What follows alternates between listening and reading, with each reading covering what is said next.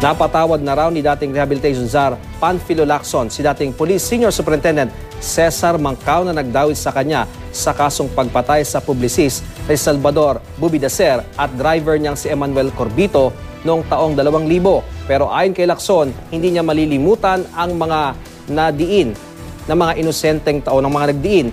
inosenteng tao sa kanya. Si Lacson ay dating superior ni Mancao sa PNP at sa nabuwag na Presidential Anti-Organized Crime Task Force o PAOK-TF.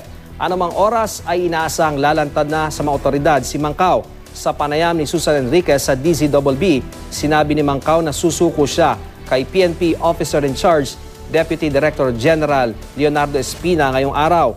Ayaw kasi niyang matulad sa teroristang si Marwan na napatay ng mga tumutugi sa kanya na mga miyembro ng Special Action Force sa Mamasapano sa Maguindanao. Matagal nang pinaghahanap ng batas si Mancao matapos siyang tumakas sa detention facility ng National Bureau of Investigation noong May 2013.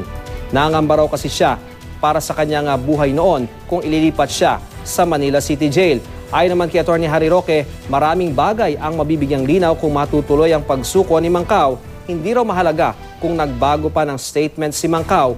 Panahon na raw kasi para matuldukan ang nasabing kaso. No comment naman si NBI Director Atty. Virgilio Mendez sa pahayag na wala raw tiwala si Mancao sa NBI. Sa ipinadala niyang text sa GMA News, natutuwa raw siya na susuko na si Mancao dahil sa wakas ay gugulong na ang hustisya.